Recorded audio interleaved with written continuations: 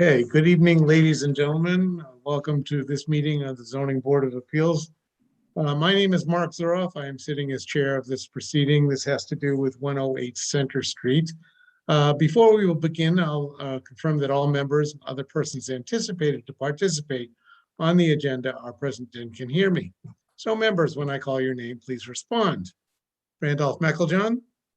Present. Jesse Geller. Present. Those are the members of the board. From the staff, we have Maria Morelli. Present. And I think the rest of it is the applicant's representatives who will identify themselves as we go through. I remind everyone that all speakers should identify themselves by name prior to speaking. This hearing of the ZBA in the open session is being conducted remotely and in a manner that is consistent with the legislature's extension of the provision initially made under Governor Baker's March 12th, 2020 executive order concerning the now expired state of emergency in the Commonwealth due to the outbreak of the coronavirus.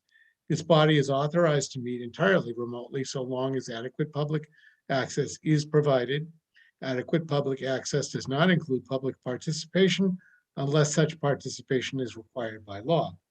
This hearing may feature public comment. For this hearing, the ZBA is convening by video conference via Zoom as posted on the town's calendar, which identifies how the public may access the meeting. Be advised that this hearing is and that some attendees may be participating by video conference. Accordingly, please be aware that others may be able to see you and take care not to screen share via your computer. Anything that you broadcast may be captured by the recording. All supporting materials that have been provided to members of this board are also available to the public and may be accessed through the town website or by request from the planning staff. Finally, before turning to the agenda, I will cover some ground rules that will permit clear and effective conduct of our business and help to ensure accurate hearing minutes. I will introduce each speaker on the agenda, or actually Maria will. After they conclude their remarks, I will invite each member by name to provide any comment, question, or motion. Please hold yours until your turn is called. Please also remember to mute your phone or computer when you are not speaking and to speak clearly and in a way that helps generate accurate minutes. Before responding, please wait until the floor is yielded to you and state your name before speaking. If members wish to engage in sidebar comment with other members, please do so through me or Maria. Finally, each vote taken in this meeting, and I don't anticipate a vote, but each vote taken in this hearing will be conducted by a roll call vote. For the public comment component of this hearing, I will first ask members of the public, if there are any who wish to speak, to identify themselves by name and address only. Maria will call upon you by name. Please enter your name in the chat section indicating that you want to speak. You can find the chat section at the bottom of your screen. Click on the icon and that chat window will appear on the right, and Maria will cue members in the order in which the request is received. Additionally, we will ask if members of the public who are calling in would like to speak in any aspect of this project. For this meeting, I will remind any member of the public that is allowed to speak to confine their comments to the subject matter of this hearing and this hearing alone. There is adequate other times for final comments on the proposal. So I think we've covered all the ground rules, and Maria, I'll turn it over to you to discuss tonight's agenda. Thank you, Mark. I'm Maria Morelli, Senior Planner in the Regulatory Division of the Planning Department. I just wanted to give a staff report. So the purpose of this hearing is to really tie up some loose ends and go over very briefly some of the outstanding materials that we had requested over the course of the hearing. Namely, there's usually at the end of a hearing or toward the end of a hearing, we like to loop in the building commissioner expressly to look at the preliminary building code analysis, as well as the proposed foundation. And Dan Bennett is the building commissioner who is reviewing those documents. He has not raised any flags for this hearing. So for the next hearing, we will incorporate any recommended conditions or comments when we discuss waivers and conditions on December 13th. We did receive a final packet that from the, actually, I've just got a note from Randolph Randolph just wants to explain or disclose to the board his relationship with the geotech firm. So I forgot to turn to Randolph first. Sorry, Yeah, so Randolph. I didn't mean to interrupt, Maria, but since you've called on me, I briefly consulted with town council today to discuss a business relationship existing between my employer, an architecture firm in Boston, and Haley and Aldrich, which is the geotechnical consultant to the applicant. Their report was among the materials that we are received before this meeting. Town council's office advises me this does not rise to the level of a matter that needs to be disclosed to the appointing authority, but he recommended nevertheless that I make a simple statement about it in this meeting to acknowledge that the relationship exists and it should not interfere with my duties as a member of this board. That's it. Thanks. Thank you, Thank you, Randolph. Randolph. We appreciate that. So as I was saying, the building commissioner is reviewing the preliminary building code analysis, as well as the proposed foundation, and any comments or recommendations will be incorporated in the draft conditions that we'll review on December 13th. The other main topic of this hearing is in regard to the mechanism that the applicant will be using to ensure that the residents of this project 108 Center have in perpetuity access to the open space amenities that were promised in this public hearing. The board was very keen on there being a legal instrument that would ensure that in perpetuity that the residents of this project would have access to the amenities that were reviewed.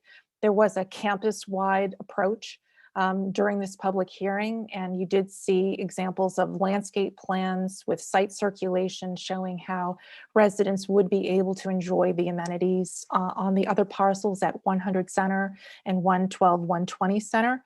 And at a certain point in the hearing, we will turn it over to Jennifer Gilbert. What she had discussed with me a few weeks ago was that the applicant has agreed to use the legal mechanism of cross easements. We don't have a draft for you this evening. So what the applicant will propose is that we'll have a condition in the decision that states prior to the issuance of a building permit, these cross easements will be submitted to town council for review and approval. And the nature of those cross easements will be that in perpetuity, the residents of 108 Center will have access to the outdoor amenities at 100 and 112. Related to that, at the next hearing, which is scheduled for December 13th, because there are and the applicant will show a site plan that shows the nature of all the areas for the cross easement. So there are a number, and so we'll provide a visual so that you understand what constitutes the nature of the cross easements. There is one related to parking spaces. There are currently five parking spaces that straddle the property line, shared with 100 and of course 108, and those 5 parking spaces will be converted into 2 parallel parking spaces for the exclusive use, or handicapped parking space for the exclusive use of 108 Center. And that will mean that 100 Center, which received a comprehensive permit, that permit will need to be modified. And as you've gone through this before, whenever an applicant wants to modify a comp permit, they submit a notice or request for the ZBA's determination of insubstantial change. And that's insubstantial versus substantial. So we will have an administrative item first on the December 13th agenda regarding 100 Center. And I just wanted to mention that, not to steal Jennifer's thunder, but just to really talk about the upcoming schedule.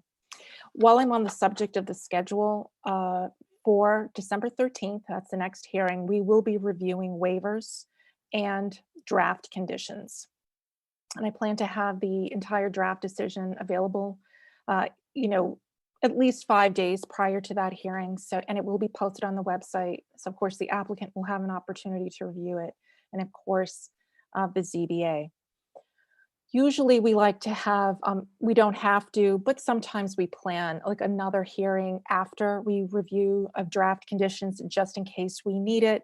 I had tentatively put out December 27th.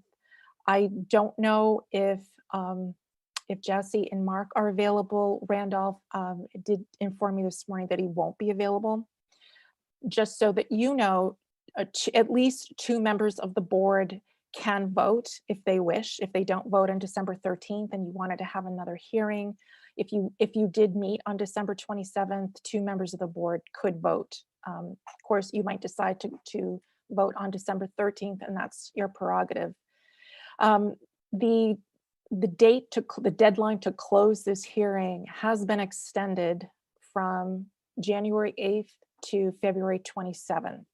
And that extension came about when the previous planning director decided to ask DHCD, the Department of Housing and Community Development, for various extensions on behalf of the ZBA. So I think we're in pretty good shape. I think that, I say that because certainly we never want to rush the ZBA. We never want to rush this process. However, this particular project did receive preliminary approval from DHCD to apply for funding. As you know, the town has committed to over $3 million in funding, and the state does have a very hard deadline for the applicant to submit an application to DHCD, and that deadline is January 12th. And what they will need for that deadline or that application is evidence that a decision was filed with the town clerk. So I'm just giving you really the arc of this process. Again, I think this project is in excellent shape. There really are no outstanding issues that we have to resolve. It's really a matter for incorporating any comments from the town departments into the draft decision. So we would use this time, of course, if you have any issues with what the project team is going to be talking about next, about cross easements or any other related matter that you had asked for information, now would be a good time to raise those questions so that we can resolve them in an expedient manner. Maria, administratively, I do want to make it clear to the public and to the board that our next hearing on December 13th will be actually a 2-part process. We will first have a meeting concerning the requested modification of the adjacent parcel at 100 Center Street. That is not a public hearing. That is a meeting of the board to review the request. Will we have enough time to review the actual request before we actually meet? Yes, so we should be getting this week the packet from Jennifer DePazzo Gilbert, which would be the nature of the request and the notice for the request for a determination of insubstantial change. So that matter will be coming, that packet will be coming to you well in advance of December 13th. So that on December 13th at 7 o'clock, presumably, we will convene to meet, but it will not be a public hearing. It will be a meeting of just the board and the staff. And then we'll discuss the modification. At the conclusion of that, assuming that we take action, which we probably will, then we will open the public hearing to discuss waivers and conditions. That's great. Well, the hearing, of course, is open, but we will turn to the 40B hearing. And also, if I could clarify, because this tends to be a new thing for the public, it's a public meeting, that administrative manner, and the public, of course, is able to observe. That's why we call it a public meeting. So, right, but it will not be open for public comment. Correct. All right. I don't have any other questions right now. I'm anxious to hear from the applicant. Board members, you have any questions about the process or about what's about to happen this evening? Jesse? Okay, I think Yeah. before we end the hearing, I just want to circle back on December 27th. But at this point, I will turn it over to Jennifer if she has any remarks. Sure. Thank you very much. And thank you for that overview and comprehensive report, Maria. So there was quite a long list of additional items that Maria wanted and requested. Everything from an updated landscape plan to make sure you've got your hydrant flow test into the water department. And all of those items have been satisfied. In fact, tonight, Maria, you'll see in your inbox that we also got you and Dan Bennett the updated waiver list, the updated zoning table, and an updated site plan that shows the setbacks and dimensional relief that goes along with the waiver list, so that you can review that with Dan Bennett. And we're happy to have the architects on a call if you'd like to go over that with the building commissioner to make sure it's in good shape for our next hearing. In addition to all of the items that have since been submitted, we came up with an easement diagram, and I'm really, really happy to report that having met with the Hebrew Senior Life team, the mechanism, I think the board was right, the best mechanism would be cross easements to make sure that the open space and the walkways and pathways and other items campus-wide that we've been showing you are protected and are in existence in perpetuity. And my suggestion is to do that by way of a condition in the actual comprehensive permit. As Maria mentioned, we would not be able to get a building permit until that easement document or documents along with the diagram that could be referenced in the condition, so that the diagram of all of the easements that are necessary for this project could be an actual exhibit to the comprehensive permit. So if Patricia or whoever's controlling the screen could pull up that easement diagram, it's a good visual and we can sort of walk through it. I think you'll see everything we've been presenting.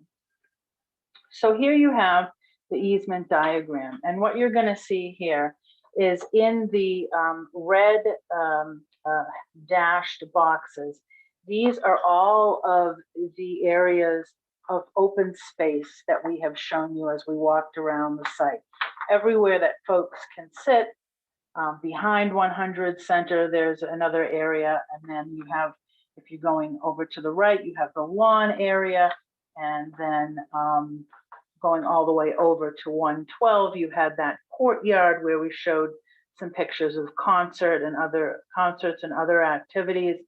And all of the seating areas are also marked out in a dashed red lines around the entire campus area. And those are noted as the open space access easements for all of the buildings, right? Not just 108. And then in the lighter blue line are the additional pathways where folks would walk around, and we had shown you the circulation diagram. So that's the proposed pedestrian circulation easement.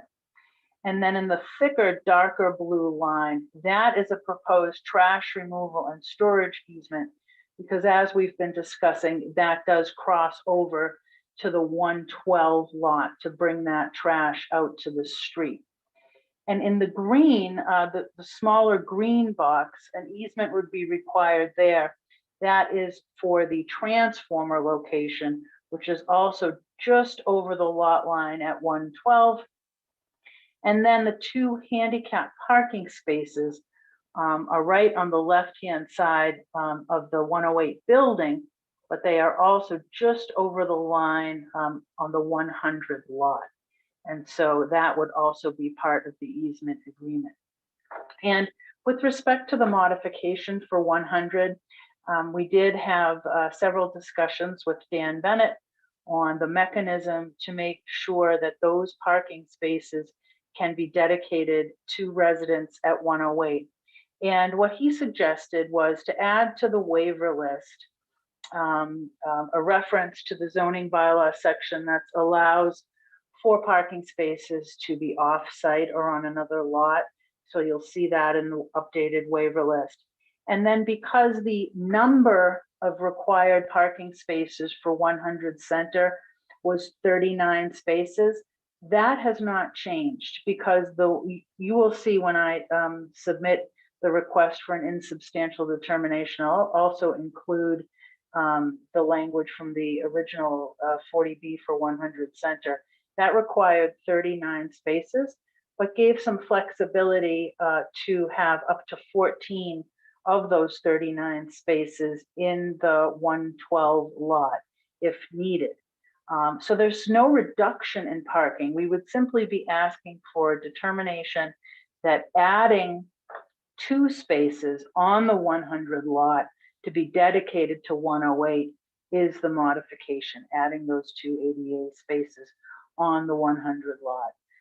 But I'll be submitting that, I hope this week, or certainly well in advance of the December 13th hearing. So this is the diagram, and I think it makes sense to add it as an exhibit to the decision. And then the language that we're proposing is that no building permit could issue until that easement agreement is drafted in place on record and has been approved by town council.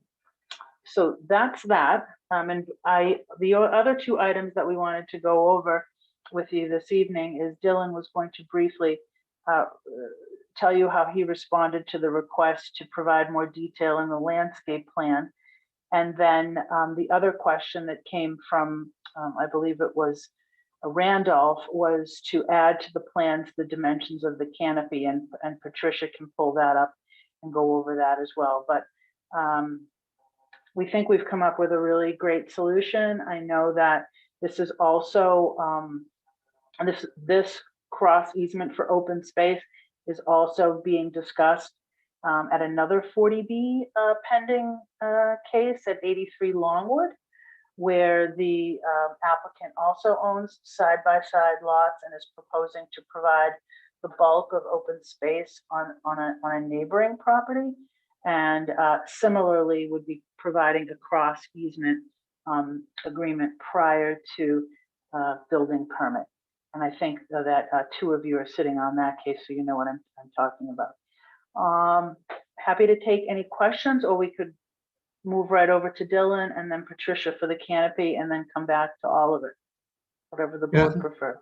Jennifer, just for clarification, I'd like to ask and make sure that we're all on the same page, that this easement plan that you're showing us now, which it's hard to read on the screen, but I understand what it conveys, but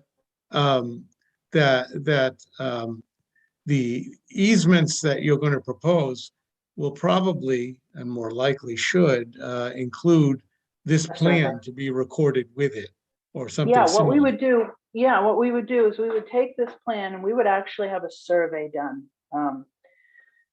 We would actually have a survey that would go along and be on record, an actual survey that shows the specific areas, dimensions, and everything.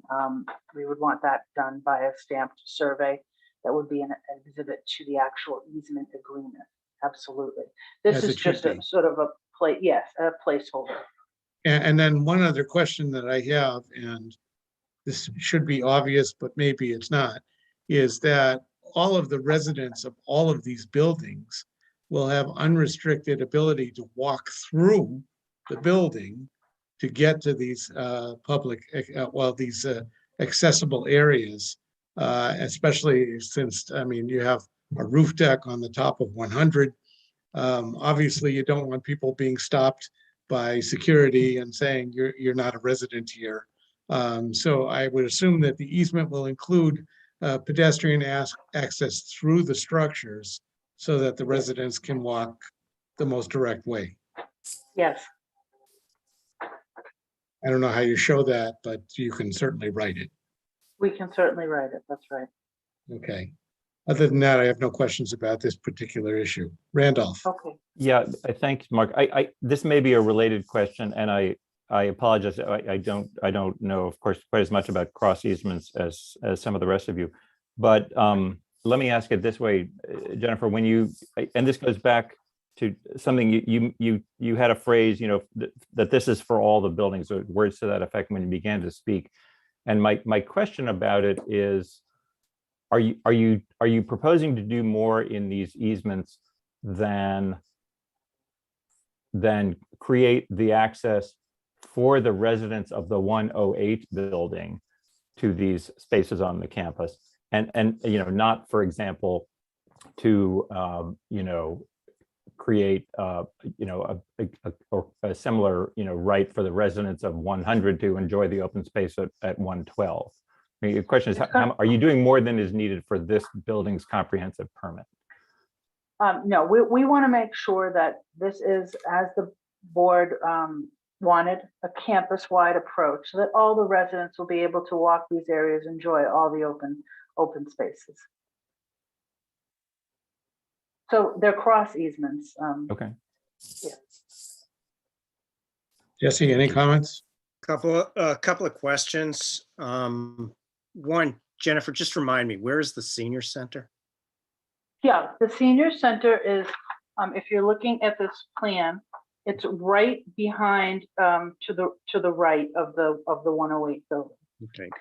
So in terms of just access for all of the residents, if you do cut a deal with the senior center, obviously everyone campus-wide should have that access.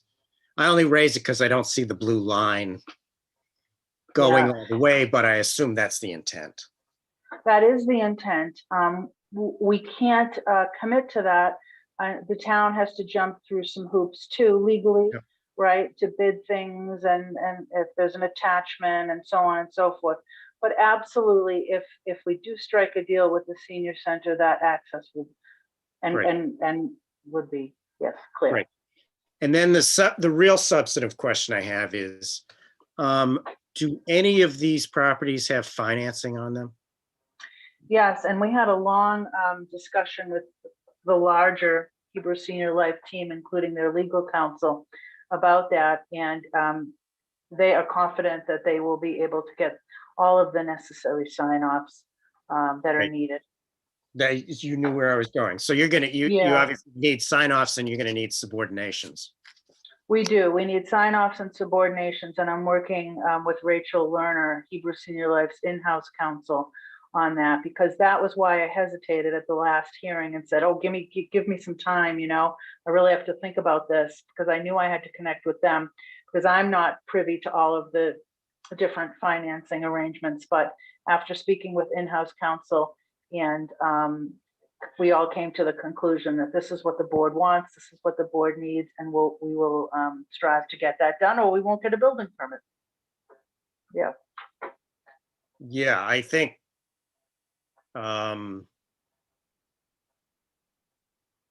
somehow that needs to find its way into The conditions. the language, the priority of the easement. Absolutely. Somehow. I'll make a note of that. Okay. That we absolutely add that. Great. Thank you. Sure. Okay, move on. Okay, Jennifer. thank you. Yes, Dylan, could you just briefly pull up the landscape plans that were recently submitted to Maria, and just go over what you did in response to the request from the board? And then when you're done, we'll turn it over to Patricia to go over the canopy details. Good evening, everyone. For the record, Dylan Stevens, I'm a landscape architect with Stantec. So this was a response to, as we were showing the open spaces around the campus and talking about improvements, wanted to show that these would actually be submitted as part of the formal set of plans. So this is just the landscape plan from the set, but this is showing the improvements to the lawn area, the block wall, around the lawn to level that out, the revised walking path, and the proposed plantings kind of between the parking and the walkway, and between the property line and the walkway. And again, this includes kind of the restriping of that parking lot, a wood board fence along the property line, and just is reflected throughout the drawings that will be submitted as part of the comprehensive permit. So happy to take any questions on this. Or Randolph. Yeah, just a question. If you could maybe zoom in on the drive loop on Center Street. I'm just wondering what those 3 black rectangles are. Are those plantings or something that separate the back of sidewalk from the Yep, drive they're area? modular planters Planters, with okay. some perennials in them, right? So they would be low, meeting the height requirements for the lines of sight, but could swap out plantings to provide some green in there and some color because it is a pretty tight area. Okay, and then to the right and the left, the white curving area looks like a pedestrian sidewalk, and then beyond that, the diagonal hatching represents shrubs, plantings, things like that. Correct. Primarily ground covers, ornamental grasses, perennials, things that are low and also can allow for some snow storage from the hardscape. Okay, thank you. Any other questions? No? Nothing. Jennifer, back to you. Okay, yes. Patricia, why don't you pull up the plan and go over the details that were added to the canopy? Sure. My name is Patricia Rizzo. I'm a designer with Icon Architecture along with Janice Lamaya here. We can go straight to the plan. And Janice will be chiming in as well to talk more about what we're doing with the canopy. As many of you saw in previous renders, we do have this canopy that starts right at the entry of the building that kind of loops around all the way to the back to emphasize the walkway that goes from the front of Center Street all the way to the rear back patio. So what we are showing here is that canopy that just wraps around all the way to the back of the space. Actually, sorry, I've got a little, my apologies. There we go. So you can see that the canopy starts right at the entry and wraps all the way back to the edge of the rear back patio. So we do have a few dimensions for you here. We have a lot of the dimensions referred to the lot lines of the actual 108 site, 21 feet from the lot line, and you can see at the start of the curve to the driveway to the canopy, as well as 6'6" along the side lot line that hugs the side of the Dinesh parking lot and the entry to the back parking area of 100 Center Street. We do have a different kind of canopy in the back that showcases just these bump outs for the cafe, more of like window seating. And that does do a 2-foot separation between the lot line and those canopies. But that still has a lot of walkway area for allowing to connect that front canopy that wraps around the back to the back rear patio. So we do have, I can show the elevations just so you can see what we're doing regarding height-wise. In previous sessions, we did talk about raising the first floor to really emphasize that front entry, expressing the windows for the interior public spaces for the site. So we are having from the ground level to the bottom of the canopy 11 feet to really bring the people in from Center Street along the front and to the back. And the canopy itself is 1 foot in depth to really give a strong line from the start of the canopy to the end of the canopy. And I think that I have everything. Janice, if you want to chime in. If you want to just go to the next elevation, it just expresses that strong line all the way down that ground plane with a lot of that emphasis really on that, whether it's the open space or the articulation of the canopy, that will be a constant height, a constant dimension. We're integrating lighting into there and really be the focus of that pathway. And just to emphasize those back canopies, we're thinking more about a green covering for solar shading, especially when it comes to those window seats in the cafe area. So it's not a continuation of the front canopy, but it still gives that overhang for the pedestrians in the rear back patio.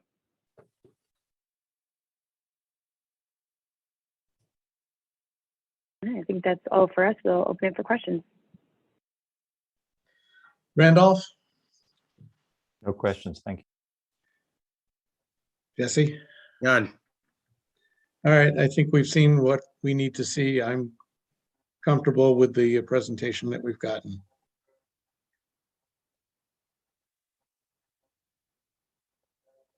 Thank you. Nothing further from the team at this time. Mark, I just All wanted to right, let you know. Maria, I guess there are some members of the, Yes. go ahead. Yes, sorry. I just wanted to let you know, I believe we have 3 or 4 members of the public who wish to speak. That I was just about to acknowledge that. So, Okay. but I do remind those people that wish to speak that they try to confine your remarks to what we have been presented with tonight, and try not to overlap. Listen to the people ahead of you, and if you have something to add, by all means, add it. But if you have the same thing to say, we understand your concerns. There's no need for us to hear it multiple times. With that being said, Maria, you can promote whomever wishes to speak. Yeah, I've promoted Naomi Eiler, and Naomi, you've been promoted, so you can unmute and share your video if you like. Unmute, okay. I just have a very brief issue. The use of the roof deck at 100 Center Street as part of the open space. The roof deck should have a really beautiful view all over the area, but unfortunately, the type of fencing that has been used on it basically can't be seen through. And so people are deprived of the view. And I would like to emphasize that that fencing needs to be changed so that that area can really be used as open space, because it will be open and the view will be there. Also, it's too bad that somehow one roof deck couldn't be incorporated on the roof of 108, but I gather there is no elevator access and that some solar panels will take up most of the space. And it's just sort of too bad that that couldn't have been part of the plans. And that finishes me. Thank you for your comment. Okay, I'm going to promote Margot Skalaki.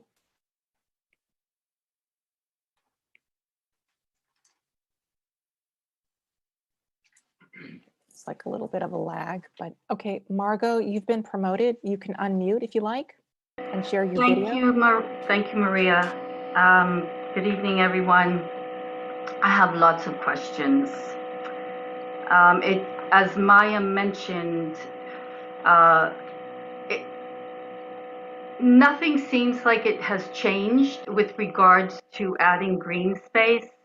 The only thing that I saw in the diagram was what's already there with regards to, 3 little benches, a little bit in the back of 100. Actually, if you go out the back door of 112, that's a little pathway that leads you to the front of the senior center. I'm not sure how that aligns with 108, but maybe it's a big kitty corner. We're talking about 12 stories at 112. I actually am not sure how many stories are at 100. And then adding 5 more stories, if that's correct, or was it 7?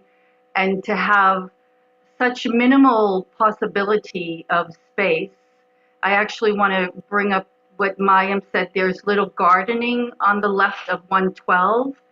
And what really concerns me is, and the question is part of that, 112 already has these huge generators to the left, right where this little gardening section is. And what I heard, I think I heard Dylan, if I'm correct, or someone mentioned, maybe Jennifer, that 108 is going to be seeping into 112. 1 with the trash and 2 with more generators. That means 112 is going to have all of this noise. These generators are not purring kitties. They are all constantly on and they're loud enough.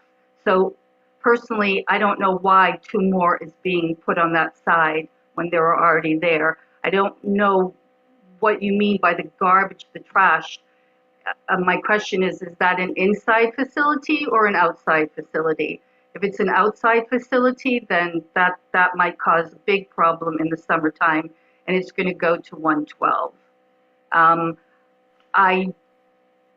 So my questions are, please let me know about that trash. Let me know about where, when Rhonda first started this, it was all about extension of green space. And instead, nothing, there is no green space that has been added on that I can see or that I have heard.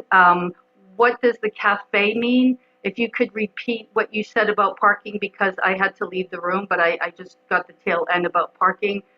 I think it's extremely important, and I've said this, I think, every time I've gotten to speak.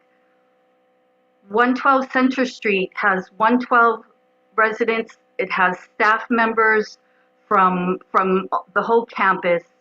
And if 108, which is fine, needs parking spaces, it's fine.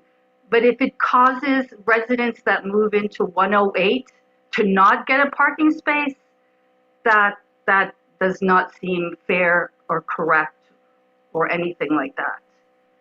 So if you can repeat that, that would be great. I really would like to know, simply from my own curiosity, what kind of windows 108 is going to have.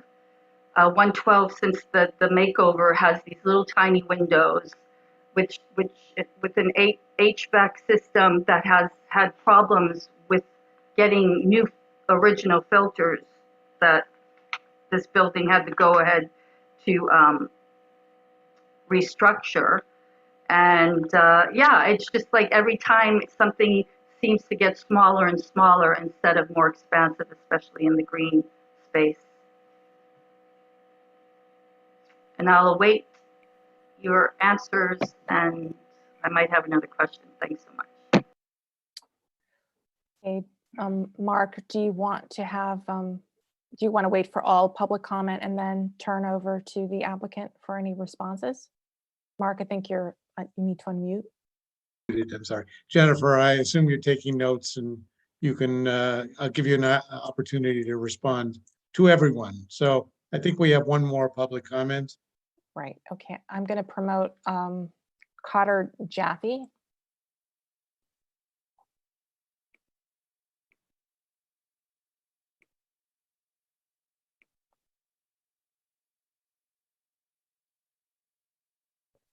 Sorry about the lag. You should be appearing soon. Okay, Carter, I've promoted you. You can unmute and share your video now if you like.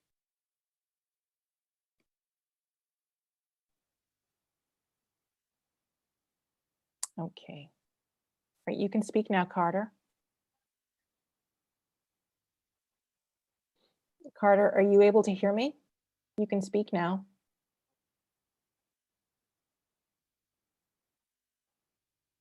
Okay. Okay. Mr. Jaffe, you're on.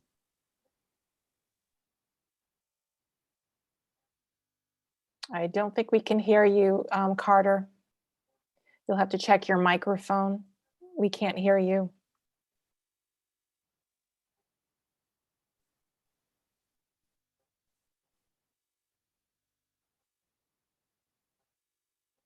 I'm sorry, we still can't hear you.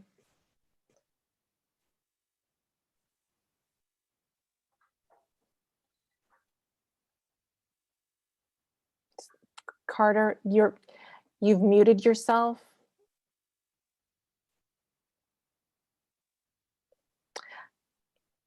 You know, I think you might be having microphone issues. It's not a matter of muting or unmuting.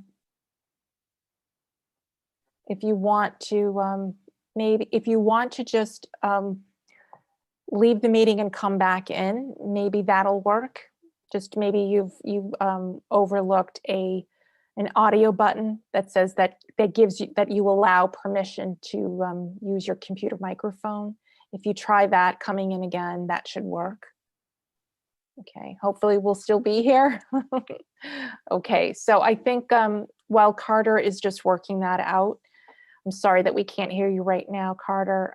Perhaps we can turn it over to Jennifer to respond to some of the questions that came up during public Sure, comment. I'm going to respond, and then I'm going to ask Janice to speak to the window design.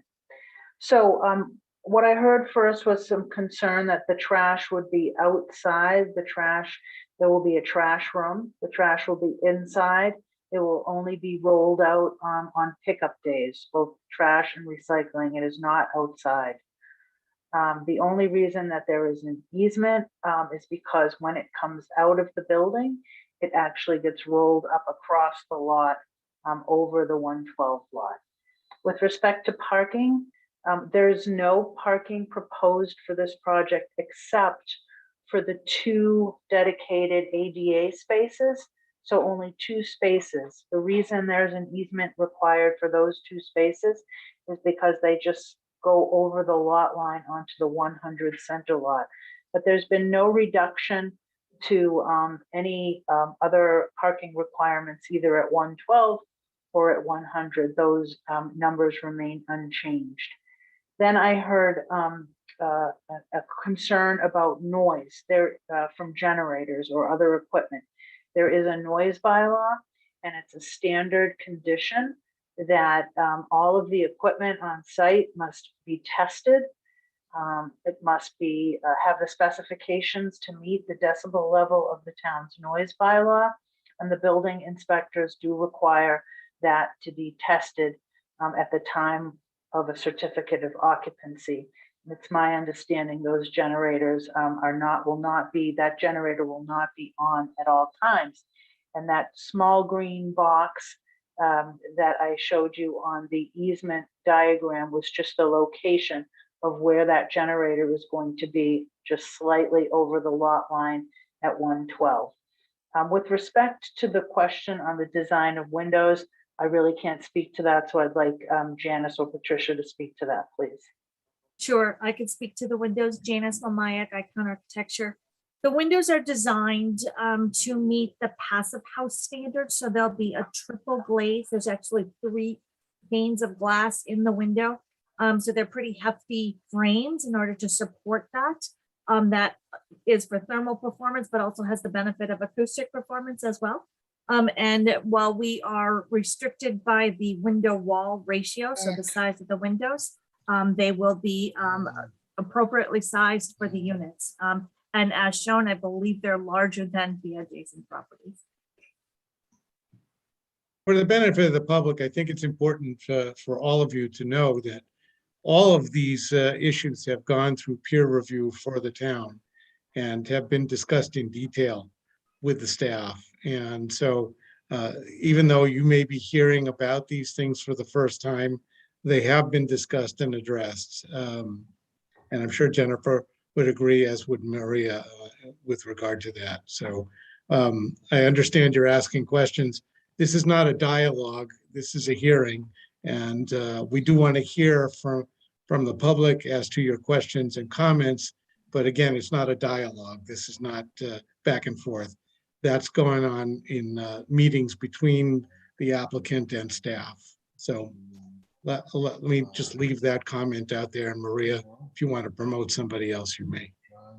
Okay, I've promoted Ray Yasiello, and he is on his way.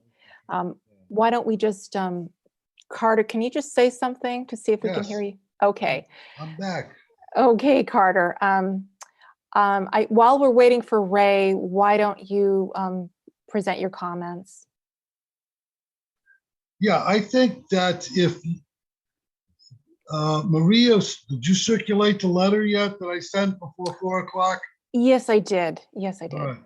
If you will take that serious, it will save a lot of public embarrassment and ridicule, because this is the last, like my Hail Mary is to do a film with residents that have been there 10, 20, 30 years and compare the reality of our physical plant that 100% of our skin has lived in 24/7 for years and years and years.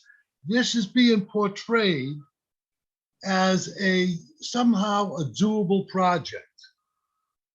And some of no resident knows you've waived like setbacks and how far away the buildings can be and how you're going to stuff, this, square peg into the round jar of whatever.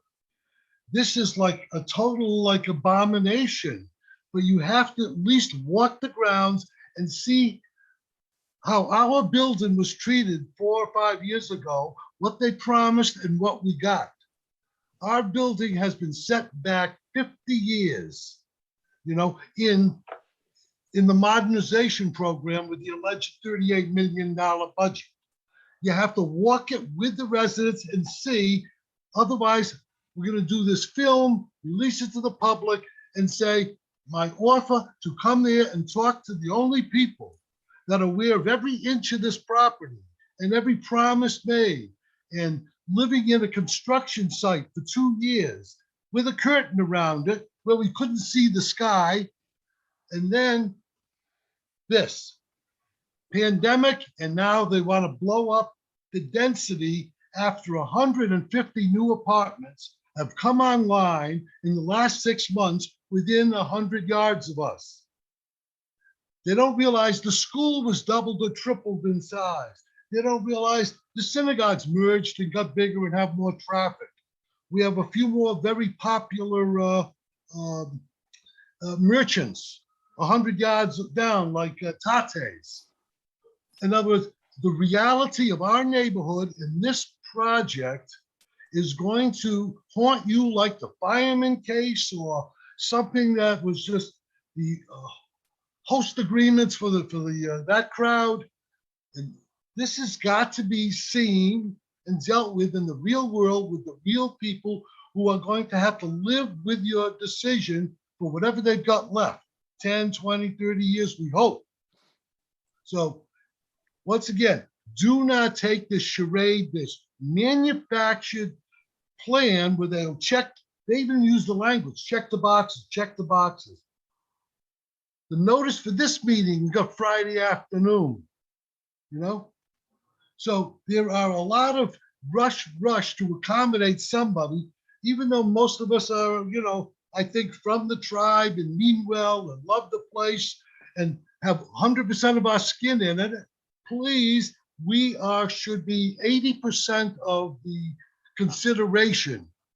Not just me, but the 200 people that touch our property directly, right across the street, beside us, behind us, that allowed this abomination of our building, the only tricolored, building in the neighborhood, and the only one that basically could do whatever they want.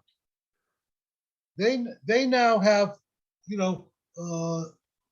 the possibility that if this goes up and the block is going to be shut down for a year because of all of the connections that we witnessed happening on Winchester for a much smaller building, and on that corner, Fuller Street, because it was a much smaller building, and on the other corner, in other words, every single one of our corners was closed up for 6 to 18 months or every other day or that sort of thing. This is Mr. now. Jaffe, Yes. Mr. Jaffe, I don't mean to Okay. cut you off. We did All read right. your letter. We did read your letter. I understand your concerns. Understanding this process, first of all, I can assure you that all of the hearings on this project were advertised and open to the public, that the staff of the town has worked very carefully with outside peer reviewers to review all of the aspects of this project, including traffic, construction management, and other aspects which may or may not interfere with your enjoyment of your home. But this is a process that has taken many months to get to this point. There has been ample opportunity for the public to speak. And just on your comments alone, saying that it's not going to be run right, or that the developer has done something wrong in the past is not really relevant to what we are here for now. And that is on this building and this building alone, not your building or the other building adjacent to it, even though there's commonality between the three parcels. This building is being looked at as a separate construction issue that this board is carefully reviewing with the assistance of peers that are hired, and they are independent of the town. And so while I understand your comments and I understand your frustration with the process that's happened in the past, we are only dealing with the future here. So I appreciate your comments, but I think we get your point. So I appreciate you're taking the time to address us. Much of this crowd with the same characters that allowed the abomination of what they Mr. did. Carter, please do not indict anybody in it. But I mean, this is the same crowd, the same. It doesn't people. matter. Okay, I think we have to turn to the next person who's Right. been waiting. Carter, I'm going to. All right, I hope you, Thank you like for the your video. comments. Mark, I hope you like the. Okay, Ray, you've been patiently waiting. You can unmute. Yeah, I am concerned about where are the contractors going to park. I have a resident sticker that allows me to park on Center Street. Mhm. There are only 22 unmetered spaces on Center Street. Am I gonna have to get up like I did during the renovation of 112, like at 5:30 a.m. to get out there and get a legal parking space? And all those contractors sit in their trucks and with the engines running for like an hour or more before they go to work. And there's the pollution problem about that as well. I had asked Bernard Green at our initial meeting months ago if there will be any provision to get those people parked so that they don't take away spaces from me and from all of the healthcare workers and visiting nurses who come to 100 and 112, during this construction. I think that's a big thing. I mean, right now, Center Street is very full from like 8 in the morning until 5, 6, 7 at night, even without contractors. And, my observation was some of those guys come from a long ways away and they make sure they get there real early. So that is, I think, a real thing that needs to be addressed in terms of inconvenience to the residents and the people who work there. Okay, that's my first question. The second question is, are all the trees that are there now going to be left intact? And are they going to continue being alive after this project is done? Because I think to lose trees in this North Brookline, which is becoming more and more like a city, and Center Street, very charming as it is, but we're going to lose more trees. That's not good. I think that should be, Ray, highly if considered. I could respond, there are two aspects here. So the construction management plan does look at where construction workers park, and idling is not permitted. So it might be part of the agreement with the general contractor. We've done this before. We don't like to have construction vehicles or any vehicles idling. There is a no idling or a bylaw that we have, so that can be enforced. I think it should be enforced with signs like they have in Boston. No. True. That's another matter, but I can tell you what's in place, and I can tell you that with the construction management plan, there is continual enforcement under the jurisdiction of the building commissioner, and he does a great job and really tailoring these CMPs, these construction management plans for the particular site and project. And I imagine in the process with the director of engineering and the building commissioner, truck routes, parking places, idling, if there are permits that are issued to people like yourself or caretakers, that's coordinated with the transportation division. So I don't have specific answers for you about your particular situation, but it's the kind of thing that routinely gets handled in the CMP process. And in regard to the trees, there is a tree survey that was done that shows I think I'm not sure if Dylan can just remind us how many trees would need to come down, but there are actually a number of trees that are going to be added. So there's really the landscape program, including the tree conservation and growth. We were really pleased to see that the canopy is going to actually grow on this site, which is Well, not in easy to do. 50 years it'll grow, but right now, how many trees are going to come down? Dylan, do you know offhand? Sure. So there are 4 trees that need to be removed as part of the project. They're all invasive Norway maples. And there are 7 proposed trees to go back. None of the trees being removed are the public shade trees on the street along the road. Great. Thank you, Dylan. Okay, Ray, I'm going to go to the next person, Mayam Barone. Thank you, Ray.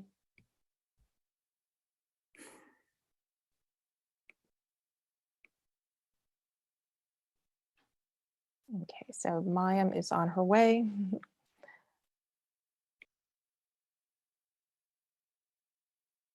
Okay, Mayam, you've been promoted. You can unmute and share your video if you'd like.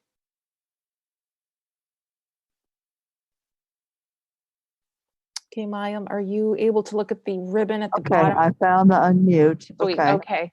You won't be able to see me because I'm on a dark bus with a mask on, but thank you so much for letting me speak. Thank you for having these meetings. I really appreciate the openness of the meetings and the spirit of trying to do the best thing for the neighborhood and everybody in what basically is a really, I feel, a worthwhile project, and I don't oppose it. I know we need more affordable housing. I am a resident of 112 and have been for 6 years. And I have very little but very good things to say about Hebrew Senior Life and how it runs center communities. However, I'm concerned about the open space. I mean, there's been talk about how this is going to increase green space. I don't see any increased green space. I see loss of the green space that we have. All the blue lines are just like a 3-foot asphalt walk that goes behind the buildings. There's very little actual shrubbery. And I have to echo what Ray said, that taking 4 mature trees down and replacing them by 7 saplings does not get you the worth of what the trees are that we're losing. So I'm very sorry to hear that trees will be lost in this. But I'm just concerned about getting some green and open space at all in this project, because what I see there isn't. I do not understand how you can count the roof garden at 100 as any kind of green space or open space. It is not. It's covered with asphalt, some kind of flooring material. You cannot see over the sides like you used to. And I'm not ever able to get even out onto that so-called roof garden. So that cannot at all. How can you count that as part of the green space? Maybe somebody can explain.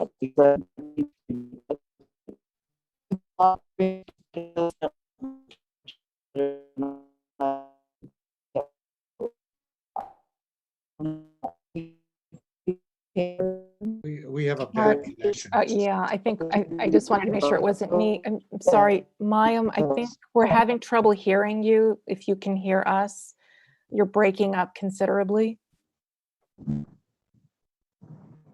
Sorry, Mayam. Yeah, okay, well, Okay, now we I can hear said you. what I wanted to in the chat. Okay. I think I said what I wanted to in the chat, that I'm just very concerned about losing the little green space that we have. And I don't see how you can count the so-called roof garden on 100 as any kind of green space. It's not even open and accessible most of the time, and there's nothing green up there. Okay, thank you, Mayam. And I think there is, Margo would like to speak again, so I'll defer to you, Mark. Yeah, that's fine. One short additional comment would Okay. be acceptable. All right, Margo, I'm promoting you. Okay, Margo, you've been promoted. Well, so thank you for allowing me to come back on. Well, I second what Mayam's saying about 100. I have not been up there. I'm just wondering why originally Well, originally Rhonda actually told Ray no trees would come down. Originally, there was such excitement from Rhonda about all of this new green space. And it feels like every meeting, it just disappears. And it has disappeared to not include one, as far as I can see on that blueprint, of something new. It's just the same as it's always been. So if someone can say, we are adding this and that, that would be great to understand in case I misunderstood. And what happened to the deterioration of the once excitement of all more green space and to get no new green space at all? Like there has to be some type of, again, a compensation if this big building is going to be built. And I'm still concerned about those generators and why aren't they put on the other side instead of 112 side? You know, a little negotiation for the other side, so we don't have to have 4 on our side. So that's my question. And what happened to the excitement of all the green space that is now not there? Did the 108 get larger, or what happened? Thank you.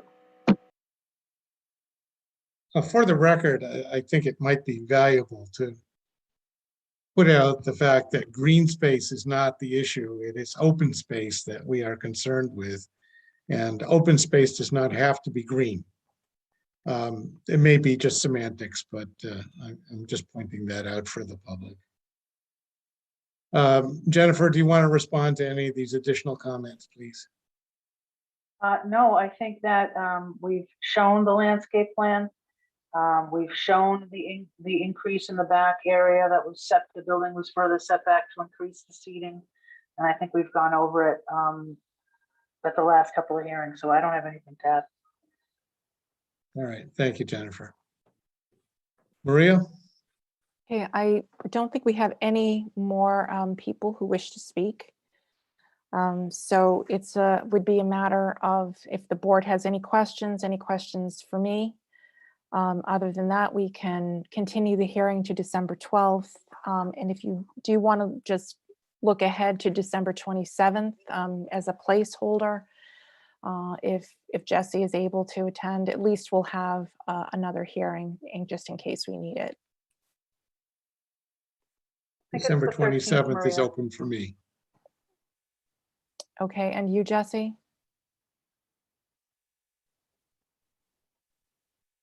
I have that date already scheduled for this, but my my preference would be that this be a vote of the entire panel. Sure. Okay. Then what we will do is just see how much we get through on December 13th. So, and if we do need a date, I would like to maybe suggest if we do need a date in January, I would look at January 5th. Is that something that the board can do?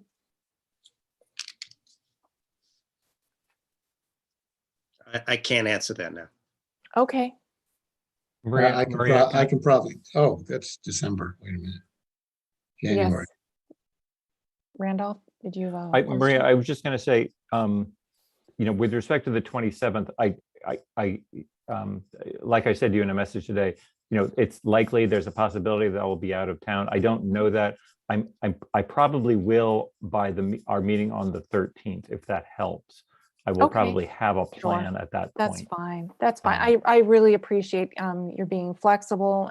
You all have been enormously flexible with such tight and demanding schedules.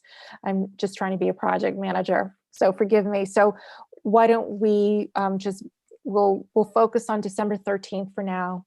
We will cover waivers and conditions, and of course the administrative item on 100 Center first. Okay, then that being completed, I believe that we have completed our business for this evening. I want to thank the staff for their good work, the board for continuing to stay with us, and the public for participating in the process.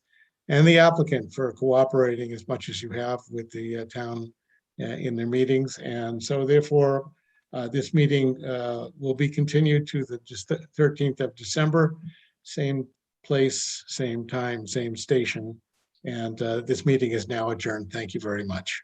Thank you. Thank you, and have a wonderful Thanksgiving, everyone. Yes. The same to all of you. Thanks, Jennifer, you too. Thank you.